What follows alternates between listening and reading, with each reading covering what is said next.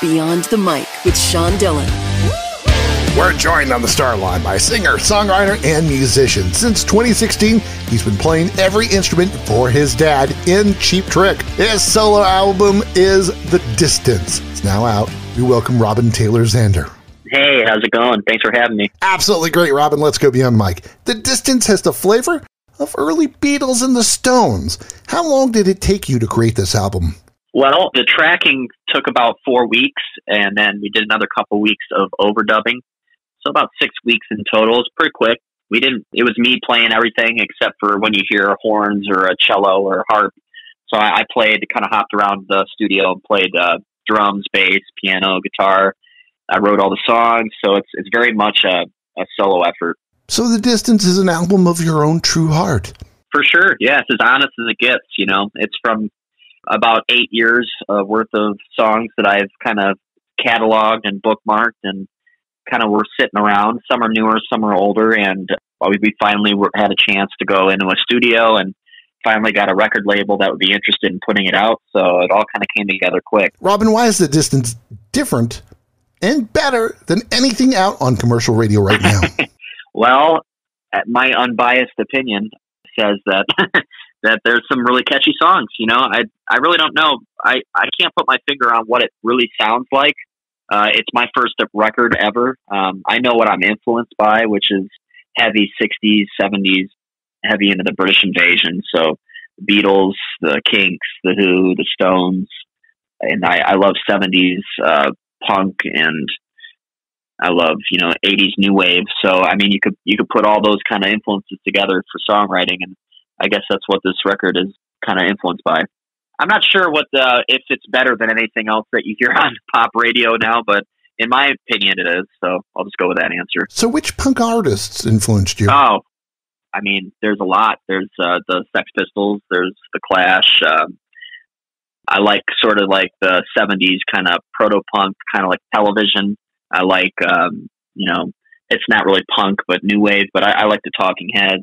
I like the Ramones, all those bands. I buy their records whenever I see them. How did the pandemic change the way you see music and maybe kick The Distance closer to reality? Well, the pandemic happened. I actually started working on this before the pandemic, and then we finished it after.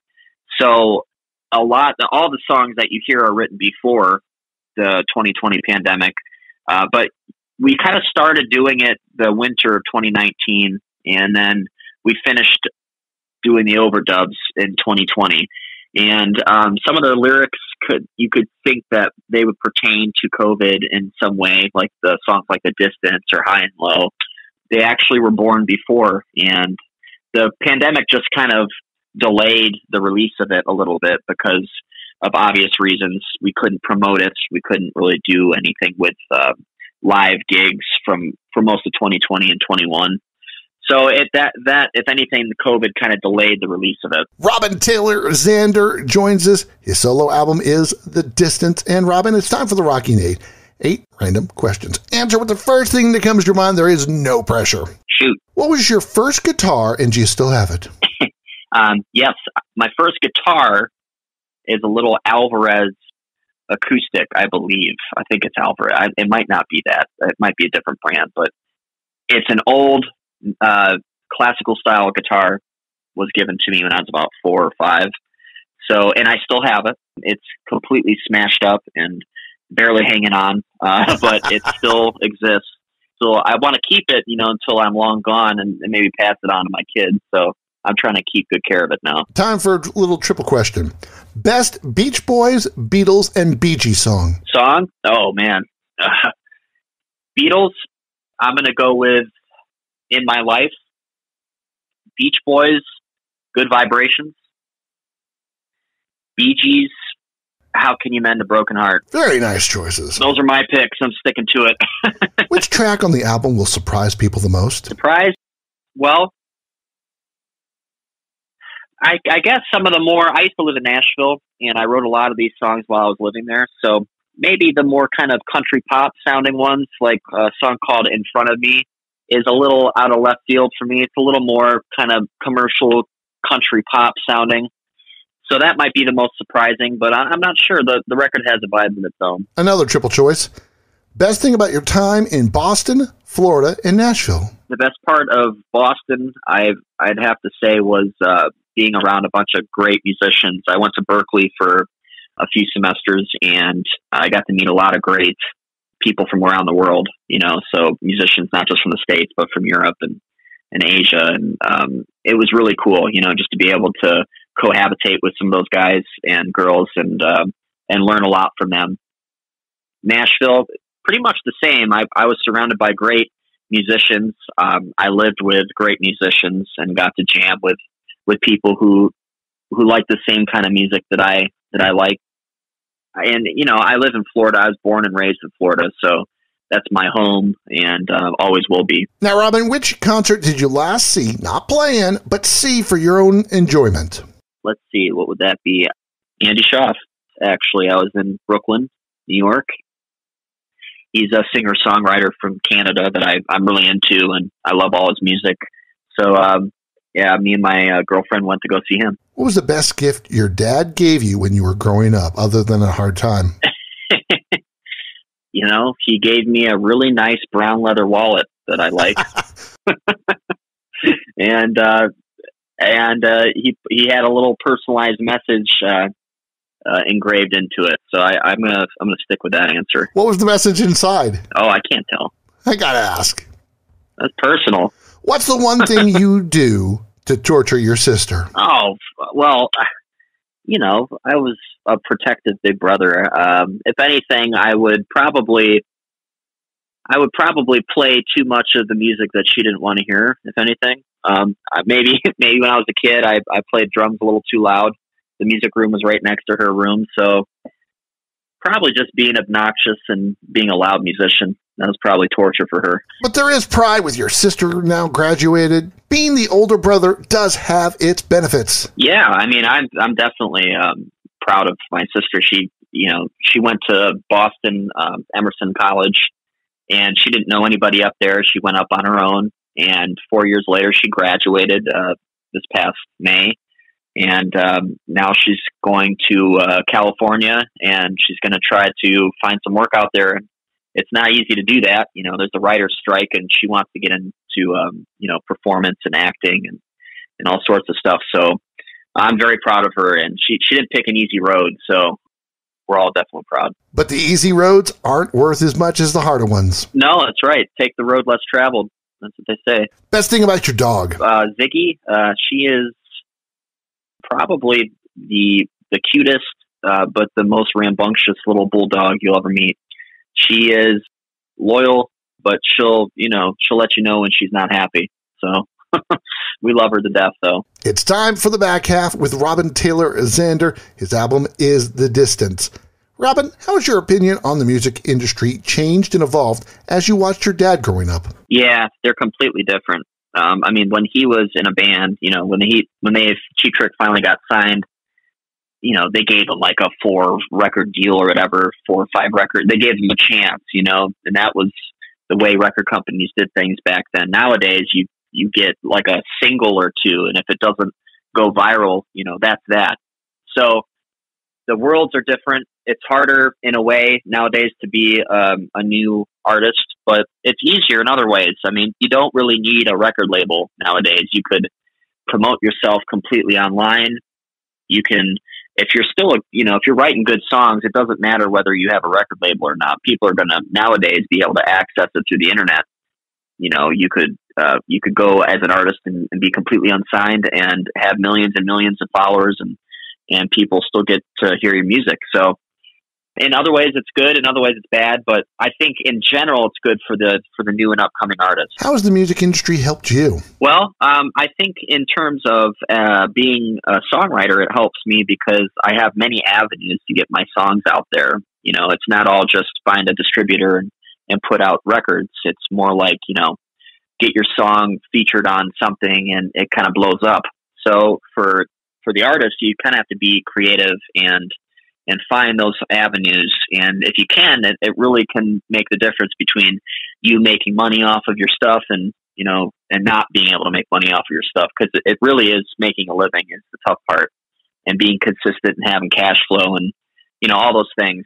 So if you want to be a musician and have that as your full-time job, it's a good time to be one, I think. Robin, why was this the right time to move out on your own? It was the right time because I had some time off. We took a break for a few months from doing live gigs with Cheap Trick, and I had a few months to kind of kick around some ideas and go to my friend Kenny Siegel's recording studio up in upstate New York and start doing these songs, and that's kind of how it happened. So how has your own emotions been channeled into this album, and what do you want people to get out of it? Well, it's an honest representation of where I'm at, up to this point in my life and everything that's happened up to this point. So you'll hear songs that are older, like High and Low and What Am I to Do, and newer ones like the song title track The Distance. You'll see a progression, I think, hopefully, in the songwriting. It's a very upbeat, positive record for the most part. It's filled with messages that everyone can relate to, I think. And for the most part, it's just an honest representation of where I'm at in my life. Why does music touch your soul? Well, I have an old soul. I listen to a lot of older music. I love 60s and 70s British invasion. Like I said, it's just kind of ingrained in me. So anything that makes or reminds me of the songs that I loved growing up is what touches, my musical kind of soul, if anything. But it's mostly my parents' record collection that, gets me excited. And when I hear music or make music for that matter, that reminds me of that, that's what gets my creative juices flowing. Robin, you rated your dad's albums? Yeah, I did when I was a kid. My dad wasn't like a teacher in the sense, like he wasn't showing me how to play the instruments. He wasn't showing me, the chords, and he basically gave me instruments and said, if you listen to records and you use your ears, you can kind of copy what's going on. And that's how I started. So I would always raid their CD collection. Even when I was a kid, I had a little Sony Walkman, like, when I was really young. And I'd pop in cassettes and put my headphones on, and I just loved it. I would be listening to music all the time. It was like a game as a kid for me instead of toys or whatever, or video games. That was something else that I could get my hands on and kind of be creative with it. Who inspires you musically now? A lot of people. There's a lot of artists that I like to listen to. I mentioned people like there's a singer-songwriter, Andy Schaaf, I'm really into. I love a lot of the kind of like psychedelic rock bands that kind of remind me of that 60s psychedelic movement. I like bands like, the kind of the singer-songwriters. There's a guy called Travis Bretzer that I'm into. There's bands like MGMT or The Strokes or stuff that I love. I mean, it's kind of hard to give you all the names.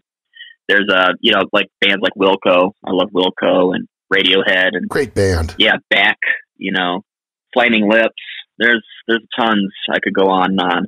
Everyone has had their heart broken growing up. How has your own broken heart changed the way you see love? Well, I mean, it's such an easy subject matter to write about, your own personal, heartaches and trials and tribulations and all that. So, I mean, it's an easy subject to write on. And from my own point of view, it's kind of helped me develop as a songwriter because it kind of made me see how much I can write and how many subject matters that are open, and open up for discussion. People that can like really get into, love songs can also get into breakup songs and songs about, what you did yesterday, or, songs about walking in a park or, I mean, anything, it can be written. So it's, if anything, it's made me progress and write about more than just, the breakups and stuff like that. Famous mom, dad, sister who loves music. Why is love of music so powerful in your family? We come from a lot of musicians, even before my dad, my grandfather was a big band saxophonist, and so he grew up around music. My mom, she grew up with 5 older brothers that were all really into music, not as musicians, but just loved going to live concerts. And, they had bands that they'd follow around, when they could. And so music is just a big part of the family in general. Growing up, I was able to be around it so much that it wasn't even a question of like, what am I going to do for a living? It was like, well, I'm definitely going to be a musician, and whatever else happens. So we are passionate about music because, it's just always been around us. It was always around my dad growing up. He kind of had the same deal where his dad had a piano and, had horns and stuff laying around the house. And my dad just picked up music in that way. So it just kind of, as it goes, it was just ingrained into us at an early age. Robin, there's always one good story from the road. What's yours? Oh man. That's a hard one. That's tough. There's a lot of stuff that happens on the road that it's just kind of mundane sometimes. Like we do a lot of traveling via bus in Cheap Trick. So as you can imagine, we're all in the same bus, the original members and me and the tour managers. So just those kind of mundane things like stopping off at rest stops and getting some, beef jerky with, Rick or, like just, like the weird stuff, being in Europe and stopping off at a bathroom that isn't the best of bathrooms, you know what I mean? Stuff like that. Sharing those kind of stories. It's it's fun to listen and look back at them, but there's too many to tell. I couldn't pick one to tell you, to be honest. Best moment with your dad, but not from the road. I'd say that I have great memories of growing up. I grew up in Florida. We used to go out and do all the Florida things that all the stereotypes. We'd go fishing, play golf, and those kind of memories for me, going to fish with my dad on the pier in Clearwater where I grew up, or, playing golf with him. Those memories are, probably the most special and stuff I think about a lot, but there's tons of different things. I mean, the traveling, not just the playing music, but when I was a kid traveling with my dad, on planes, trains and buses. And it was a fun thing. When I was off of school, I got to go travel with him for a little bit because he was gone a lot of the time when I was in school. He's gone for about half the year. So I really cherished those times when I had time off from school. I was able to go, be his bunk buddy and spent a lot of time with him. So who's the better golfer? I don't know. I mean, he'd probably say me and I'd probably say him because that's just who we are. But, we're both crummy, but I'll say that we're both very mediocre. But he kind of taught me the basics, and it turned into more of a hobby that I, can take on the road, because when you're off, you have a day or two off in between gigs and you're able to go and, play a couple rounds if you have the time. And so that it's kind of became a hobby for us to do something other than sit around in our hotel rooms all day. The hotel rooms are the worst. They are. What's your favorite Disney World ride? Oh, man. Well, I'm going to have to say it's the one that just opened that I haven't been on yet, which is the Tron roller coaster at Magic Kingdom. It looks amazing. Really? Yeah, it looks amazing. It just opened it up a couple months ago, and I was actually at Magic Kingdom for my 30th birthday, and it wasn't quite open yet. They're doing a soft opening of the ride, but I was just looking at it, and I took a video of the outside of it. It looks amazing, and anyone who's going to Magic Kingdom has to check out the Tron roller coaster. That's what I say. It's time for One Big Question with Robin Taylor Zander Beyond the Mic. If you could achieve all your dreams, what would you dream for next? Well, I'd like to, tour and support my records, but what I'm really interested in down the road would be to get into producing and hopefully one day run my own music studio and bring in artists that I like to listen to and collaborate with them. That would be my next dream. And someone like Jack Douglas that I've been fortunate enough to meet, he's been able to do that. He's also a musician. He started really working as a musician and then as a songwriter, and then it kind of progressed into producing and engineering and stuff like that. So I see myself being able to do something hopefully down the road similar to that. He's the protective big brother, still has his first guitar, learned to play by listening to cassettes. Robin wants you to hear his album, The Distance. Robin Taylor Zander, Thanks for taking the time to talk with us today. Anytime. Thank you so much for having me. And now, my friends, is Beyond the Mic.